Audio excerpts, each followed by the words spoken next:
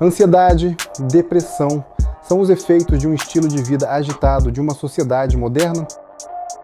Como agir diante desses sintomas? Assista ao vídeo e saiba mais!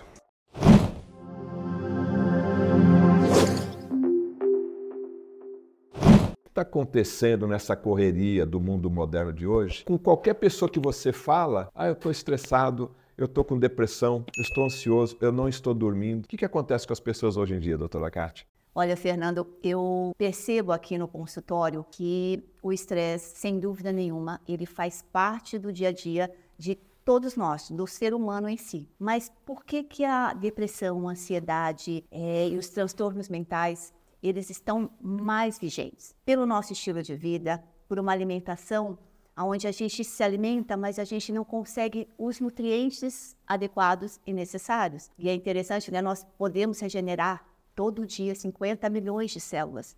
Mas para eu fazer isso, eu preciso de nutrientes, pelo menos os 45 nutrientes conhecidos até hoje. E pergunta para você mesmo, se você faz uma alimentação onde você tenha 3 frutas, um prato de mato, né, uns grãos como feijão. Quer dizer, você tem isso diariamente no almoço ou na janta? Não. E nós falamos em estresse, nós falamos de medo.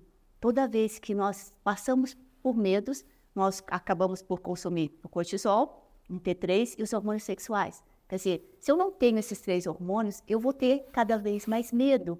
E medo se traduz em ansiedade ou depressão. Agora, qual que é o erro mais comum dos pacientes que você recebe aqui? Chega muito paciente desse tipo, assim, doutor, eu já não sei mais o que eu faço, estou tratando, eu não consigo ter uma melhora de vida, de autoestima, acabar com essa depressão, aí não consegue dormir. O paciente chega cansado, ele fala, olha, eu já estou tomando esse remédio há muito tempo e só tenho piorado, né? Os meus sentimentos são piores. Então, sem dúvida, esse paciente precisa de uma vitamina D3, e uma vitamina D3 no sangue pelo menos acima de 90, uma B12 acima de 1.200 no sangue. Quer dizer, nós partimos de um valor de referência onde a gente quer uma excelência para que ele tenha matéria-prima para produzir neurotransmissor.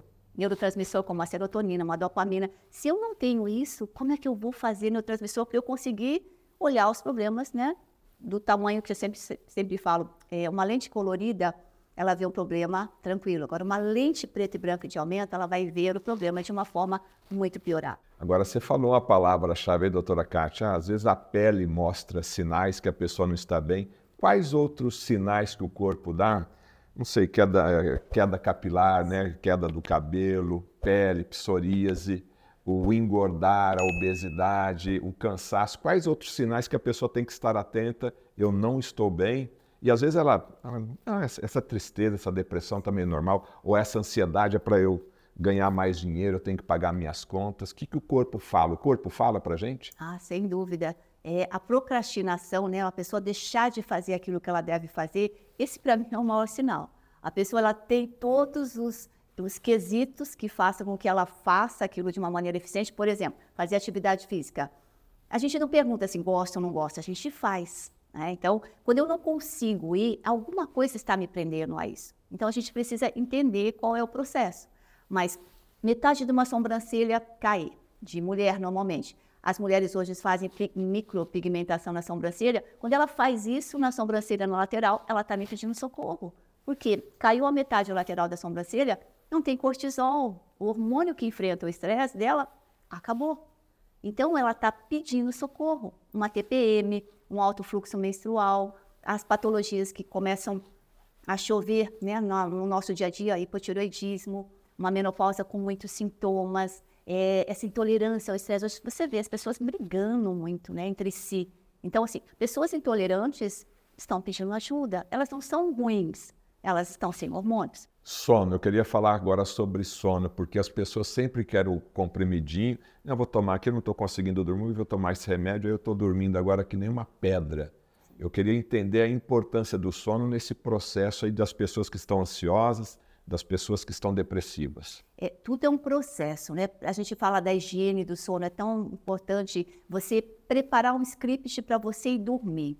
Tipo, eu tenho que dormir antes das 10 horas, eu tenho que me preparar para isso. Então existe, se vocês forem procurar, vocês vão ver, qual que é a higiene do sono que eu tenho que fazer. Mas muitas vezes é difícil, então eu não estou condenando um remédio. De repente, se a pessoa não dorme, Fernando, não dorme há muito tempo, por muitos dias e por muito tempo, a gente precisa entrar com alguma coisa que relaxa a musculatura dela para ela poder, pelo menos, relaxar e ter um dia melhor. Então, assim, não dá para falar sempre que ele seja ruim, mas nós entendemos da seguinte forma o sono. Às 2 horas da manhã acontece um milagre no corpo. Esse milagre é tudo se refaz, tudo se limpa, né? Então, todos os problemas, as sujeiras que nós fizemos durante o dia, teoricamente vão ser limpos às 2 horas da manhã. Só que para acontecer isso às 2 horas da manhã, eu preciso começar a pensar em ir para a minha cama às 22, 10 horas, 3 horas pelo menos. Agora, muita gente faz um processo de fuga, principalmente na questão da taça de vinho. Esse processo de buscar uma solução, que para mim é uma fuga no álcool, o que isso atrapalha, isso ajuda, isso é saudável, isso não é saudável? O que você pode falar sobre a taça do vinho? Se eu começar a beber uma taça de vinho, o álcool inibe o inibidor e dá uma relaxada. Ele vai ter essa falsa sensação de que ele vai dormir. Só que cada vez ele vai precisar de uma dose maior para o menor espaço de sono. E isso, fora contamos outros processos, que é o início de produção de vários radicais livres que vai ocasionar o infarto ou AVC. Então, gente, AVC e infarto não acontece por estresse, porque a pessoa, Deus quis. Não, acontece porque esse indivíduo acha que é normal tomar uma taça de vinho para dormir. Entre uma taça de vinho e um remedinho tarja preta, eu prefiro o remedinho tarja preta. Então... Não, vou repetir isso, eu vou perguntar de novo. Isso aqui vai dar um belo de um corte. Como que é entre uma taça de vinho e um remedinho... Tarja preta, entre um relaxante muscular, um alprazolam, que é um relaxante muscular, age a nível de cérebro, relaxando a musculatura e o cérebro dorme, tá? Relaxa.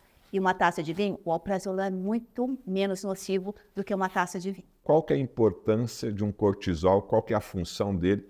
Qual que é o número adequado que pode estar acarretando uma depressão, uma ansiedade? Vamos lá. O cortisol é o nosso hormônio do estresse. É o hormônio que faz com que você levante todos os dias e fale, olha, hoje eu vou para o meu trabalho, para a minha escola, eu vou fazer uma coisa diferente. Eu vou viver. Então, viver é ter cortisol, viver uma vida feliz. Como é que eu vejo se eu já usei meu cortisol nos meus 56 anos, ele acabou, então eu vou ter que comprar alguma coisa fora, ou se eu ainda tenho? Você vai dosar no seu sangue, isso é um exame muito corriqueiro, simples de ser feito, barato, né? Então ele faz parte de uma rotina de exame, onde você tem que chegar no laboratório, ficar meia hora sem o seu celular, quieto, calmo, sentadinho ou deitado, depende do laboratório, e tirar esse sangue.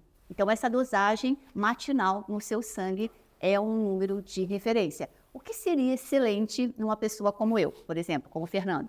Estar no nível 20, 22. Hoje, eu encontro, por exemplo, o Fernando poderia estar 8. 8 não é bom. Então, 8 está me pedindo socorro. 26, 28 é bom? Também não. Quer dizer, se está muito alto, essa pessoa vai cair. Então, a gente só precisa monitorar como é que ela vai estar daqui a um tempo. Nos seus pacientes aqui na sua rotina, cortisol é um exame obrigatório. Sim. Sem o cortisol, eu não consigo fazer uma primeira avaliação. Cortisol, dehidroepiandrosterona, que é o famoso DHEA, sulfato de dehidroepiandrosterona.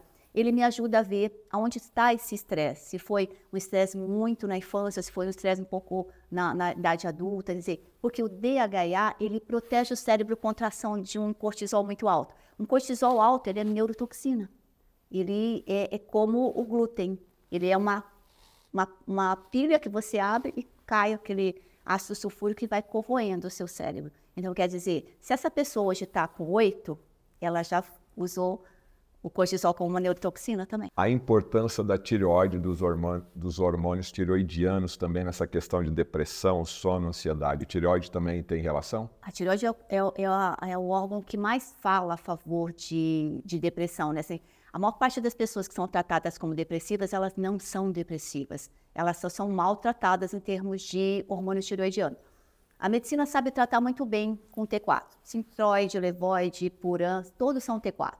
É o hormônio que a tireoide produz, mas que somente o cérebro utiliza. O T3 não. O T3 o corpo utiliza. Só que para eu produzir um T3, eu preciso de iodo, de zinco, de selênio, de magnésio, de ferro. Então, as pessoas não têm isso. E eu preciso desse órgão muito bom, muito bem ativo, células funcionais.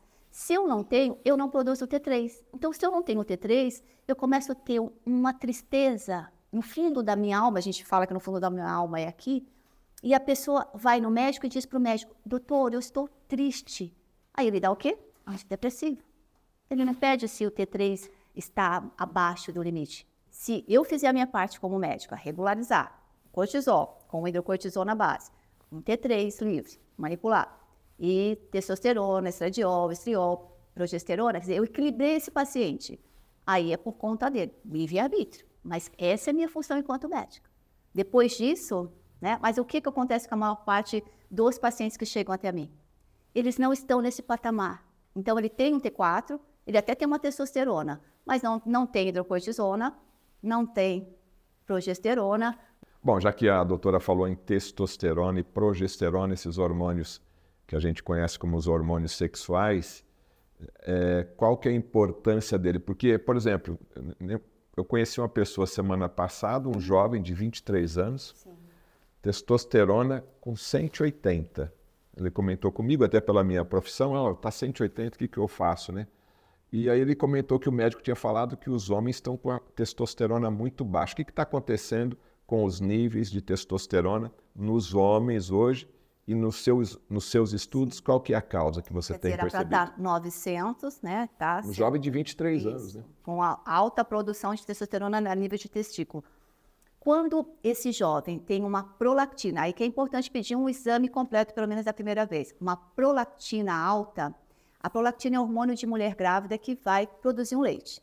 Hoje esse é o melhor marcador de estresse mental. A pessoa usa o smartwatch, vive com o celular no bolso, dorme com o celular no quarto, quer dizer, a influência eletromagnética está fazendo com que a glândula pineal dele não funcione. E é essa glândula pineal e a hipófise que vão conversar, né, com os testículos para falar, cara, produz testosterona. Então, uma prolactina alta não vai fazer com que a testosterona se mantenha alta. Vamos falar um pouquinho da saúde da mulher.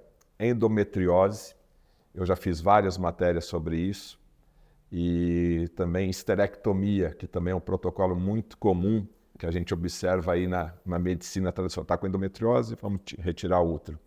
Eu queria que a doutora abordasse um pouquinho esses problemas mais da questão da mulher e se isso também impacta nessa fadiga, depressão, ansiedade, principalmente depois que teve esse processo de retirada do útero e ovários. Retirar o glúten, gente, já é um belo início. O glúten ele é tão tóxico, que ele corrói assim, a parede do útero e faz com que essa mulher acabe desenvolvendo as cicatrizes no útero, que são os miomas, ou que tecido de útero saia do útero e vá em outros órgãos. Então, isso tem a ver com o nosso estilo de vida. Bom, mas vamos dar uma notícia boa, né? Tem jeito de tratar essa mulher que fez a retirada do útero, dos ovários, que está triste, que está depressiva, que não está dormindo bem. Qual que é o caminho a ser seguido? Tudo tem jeito. Que terapia de reposição hormonal pode ser feito com remédios, com substâncias patenteadas que têm uma ação tão superior e tão diferente que dá os efeitos colaterais. Esse não. Mas dá para fazer com os manipulados, os bioidênticos, que vêm do vegetal, né, que tem uma estrutura química semelhante. E é o que eu faço. Então, instruir que dá para ser feito um hormônio bioidêntico passado na pele, manipulado, igual ao nosso, ok? Uma hidrocortisona base, que seria um cortisol. Porque existe hidrocortisona chamada acetato, Fernando, vendido na farmácia. Só que são coisas completamente diferentes. Tem diferença daquela pessoa que tem vontade de comer doce direto, daquela pessoa que quer comer um salgadinho? Isso significa alguma coisa do ponto de vista comportamental? Porque tem gente que quer assaltar a geladeira, que só quer lá no pudim, e tem outro que quer só no salgadinho.